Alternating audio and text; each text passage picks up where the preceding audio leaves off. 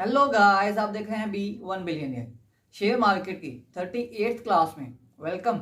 जिसमें हम डिस्कस करने जा रहे हैं दो बहुत ही इंपॉर्टेंट इश्यूज जो कि एक इन्वेस्टर के लिए जानना बहुत जरूरी है। फर्स्ट, पे out and second, flow back ratio.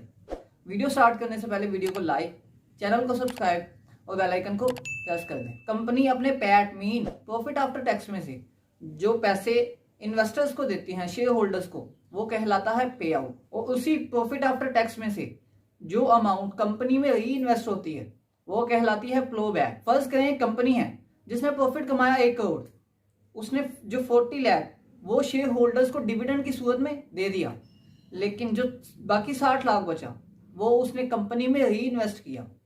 जो 40 लाख जिसकी परसेंटेज बनी 40%, वो कहलाएगा पे आउट जो शेयर होल्डर्स को मिला। और जो 60 लाख जो कि 60% बनता है वो कहलाएगा फ्लो बैक जो कि कंपनी में री इन्वेस्ट हुआ है। अब ये रेशियो जानने का फायदा क्या है, वो ये कि इन्वेस्टर्स मीन आपको पता चल सके कि कंपनी ने जो अपना प्रॉफिट वो कहाँ, कैसे और कब यूज किया। और इस रेशियो को सीखने का जो मेन मकसद है वो यहाँ से स्टार्ट होता है कि आपको पता चल सके कंपनी ने जो प्रॉफिट री इन्वेस्ट किया है या जो कंपनी प्रॉफिट जहाँ यूज कर रही है वहां से फायदा इन्वेस्टर को क्या हो रहा है। अगर फायदा नहीं है तो वो सारे का सारा प्रॉफिट इन्वेस्टर को ही क्यों नहीं देती। अगर कंपनी में या कहीं भी वो इन्वेस्ट करती है तो उसका प्रॉफिट तो इन्वेस्टर को होना चाहिए।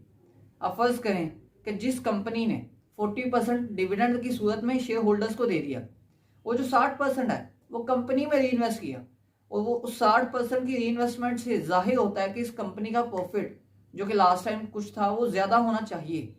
अगर 3-4 सालों से कंपनी री इन्वेस्ट कर रही है 60% प्रॉफिट का, और फिर भी जो कंपनी है वो वहीं पे स्टैंड कर रही है, उसका प्रॉफिट उतना ही है, इंक्रीज नहीं हुआ, तो ये एक सोचने वाली बात है कि कंपनी से वो पैसे मैनेज ही नहीं हो पा रहे कि कंपनी ने कहाँ इन्वेस्ट करके प्रॉफिट बनाना है। इसीलिए इस कंपनी के शेयर्स को सेल करने में ही भलाई है। जिस तरह आपको पता चला बाकी इन्वेस्टर्स को भी पता चलेगा तो ऑब्वियसली वो भी शेयर्स को सेल ही करेंगे, जिसकी वजह से शेयर प्राइस जो है कंपनी की वो डाउन जाएगी। और कंपनी थोड़ा सा अच्छा परफॉर्म करती भी है तो शेयर प्राइस कुछ ज्यादा ऊपर नहीं जाने वाली, मीन आपकी इन्वेस्टमेंट कुछ अच्छी नहीं रहने वाली। तो आप ऐसी कंपनी से दूर रहिए। डिविडेंड मैटर करता है लेकिन कैपिटल गेन उससे ज्यादा मैटर करता है। कोई कंपनी आपको डिविडेंड थोड़ा दे, नो डाउट, कोई मसला नहीं, लेकिन कैपिटल गेन लाजमी अच्छा होना चाहिए कि टाइम टू टाइम आपके शेयर की प्राइस इंक्रीज होनी चाहिए। अगर आपने बाय 20 रुपए पे कोई शेयर किया तो साल बाद वो 25-26 रुपए पे होना चाहिए। अब बात आती है इनको कैलकुलेट करने पर। पे आउट रेशियो को कैलकुलेट करने का फॉर्मूला है dividend per share divided by earning per share. हम फर्ज कर लेते हैं कि एक कंपनी ने 100 रुपए अर्निंग पर शेयर की, 100 रुपये उसका प्रॉफिट हो गया, उसने 40 रुपीज जो कि डिविडेंड दिया शेयर होल्डर्स को। 40 को हम डिवाइड करेंगे 100 से तो हमारे पास आंसर आएगा 0.4, और उसको हम जब 100 से मल्टीप्लाई करेंगे तो 40% आंसर आ जाएगा हमारे पास। इसका मतलब है कि कंपनी ने 40% पे आउट किया है। और इसी तरह ही फ्लो बैक का तो बहुत इजी फॉर्मूला 1 माइनस पे आउट। पे आउट की वैल्यू 1 में से माइनस कर देंगे हम, तो हमारे पास वैल्यू है कि 0.6, जिसको 100 से अगेन मल्टीप्लाई करके हमारे पास परसेंटेज आ जाएगी जो कि है 60%।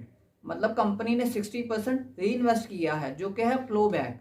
अब यहाँ पे एक चीज बताता चलूं जो कि इन्वेस्टर्स के लिए बहुत ही अलार्मिंग है कि इन्वेस्टर्स को इन चीजों से बचना चाहिए। वो ये कि कुछ ऐसी कंपनीज होती हैं जो कि अपनी अर्निंग पर शेयर से ज्यादा डिविडेंड अनाउंस कर देती हैं, और कुछ लोग समझने लग जाते हैं कि कंपनी बहुत ही अच्छा परफॉर्म कर रही है, लेकिन जो एक्चुअल फेस होता है कंपनी का वो यही है कि उसने तो अर्निंग पर शेयर से ही ज्यादा डिविडेंड अनाउंस कर दिया। अब वो कैसे, वो होता इस तरह है कि कंपनी या तो लोन लेकर या अपने बैंक में पड़े पैसों से शेयर होल्डर्स को डिविडेंड दे देती है। अब जिस तरह 2016 में यूनिलीवर ने किया, उसने अपनी जो अर्निंग पर शेयर मतलब उसने 178% डिविडेंड अनाउंस किया।